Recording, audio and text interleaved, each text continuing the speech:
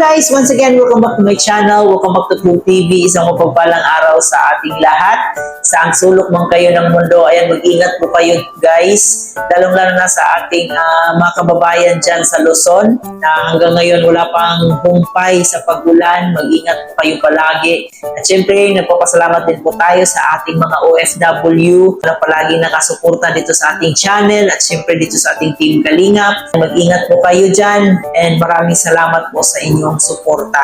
At kaya naman ngayon ay meron tayong panibagong reaction video at tulad ng nakita niyo po dyan sa ating title, no? Carla sobrang nag-alala dito kay Papa Joms. Ito pala ang nangyari. Bago tayo magsimula at bago natin ipagpatuloy ang ating reaction video sa araw na to, huwag kalimutan ang ating channel. Please don't forget to hit the subscribe button.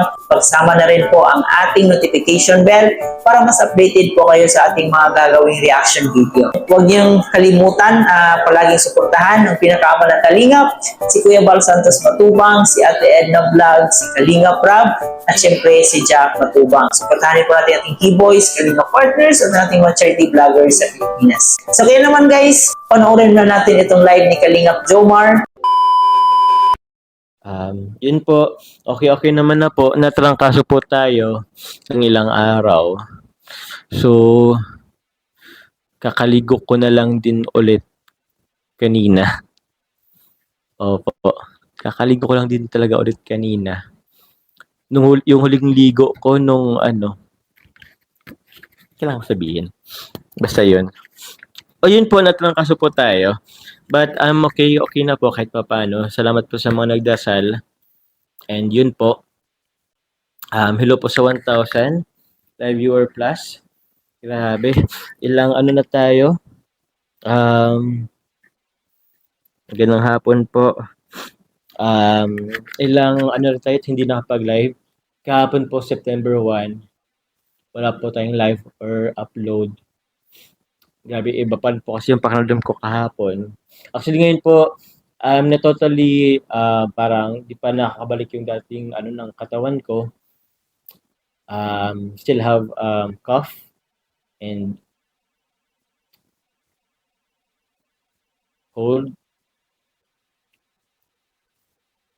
And medyo pa po yung ko, konti. Medyo masakit pa po yung ulo ng konti. But kaya naman po, hindi muna ako po makapag-vlog ngayon. Regarding po dun sa regarding po pala dun sa ating pabahay, mamaya na lang tuloy. Mamaya ko na po kayo i-update. Ayun. But first of all, I just wanna congratulate you all po sa lahat po ng mga patuloy nagmamarathon po sa live po ni Kalingap Rab ng serye natin. Kasi another 1 million views na naman po tayo. And also, salamat din po dahil sa pagmamarathon nyo rin po sa akin, nakaabot po yun tayo ng top 5. Wow, hindi na masama. Well, kahit naman po, actually bonus na lang po na nakasama tayo dyan. Pero yun, maraming salamat po sa inyo. I don't know lang ngayong buwan. Wala akong kahapon wala akong kahapon, views. Wala akong upload kahapon either live man lang or upload. But anyway, bahala na. Yun. Kumusta po ang lahat sa mga taga Bicol dyan? Opo, ingat-ingat. Okay, so yun na nga po guys, no? Nalaman po natin na kaya pala hindi natin nakikita ng ilang days si Papa Joms kasi meron siyang trangkaso. Talaga namang makikita din natin sa mukha niya na parang pagod pa talaga siya. Pero dito sinabi naman niya na nakaligo na siya. Medyo parang parang okay na yung pakiramdam niya kasi pag nakaligo ka na, parang nare-relieve na yung pagod mo sa katawan. So mas mabuti yun na at least nakaligo na si Papa Joms. And ayun, humingi po siya ng pasensya sa kanyang mga taga-suporta kasi marami talaga ang nakakamiss kay Papa Joms at marami ang nag-alala, marami ang naghahanap kung nasaan na kaya si Papa Joms kasi mga ilang araw nang hindi natin siya nakikita at hindi nakapag-upload sa kanyang YouTube channel. So napaka-sweet lang guys sa kanyang live kagabi kasi talagang dumalaw pa itong si Carla, si Baby Carla sa kanyang live at dito sinabihan pa siya ng take medicine. no? So talagang nagbigay pa ng payo si Carla. Siguro miss na niya si Papa Joms, kaya siguro gusto niya yun na itong gumaling agad para magkita na ulit sila. At dito sinabi rin niya na, ayan, I miss you, Chubby Bunny.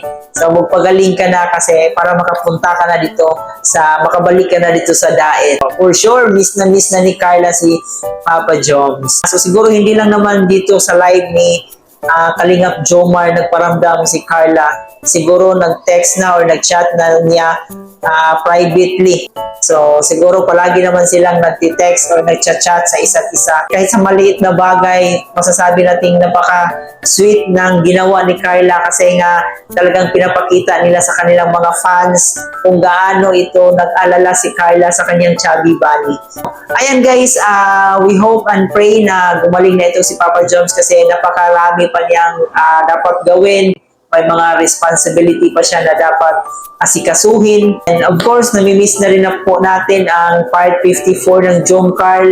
Hindi natin alam kung kailan kaya ang part 54 but abang-abang lang tayo at maghihintay lang tayo kung kailan ipapalabas ang next episode ng Jom Carl. And marami na namang pinakilig ang ating Jom Carl, no? Kahit sa maliit na bagay, talagang grabe ang saya natin makita na si Carla sobrang nag-alala dito kay Papa Joms. And of course guys, bago din natin tapusin, no, i-congratulate din po natin si Kalingap Jomar dahil siya ay napabilang sa top 5 ng most viewed Kalingap partners.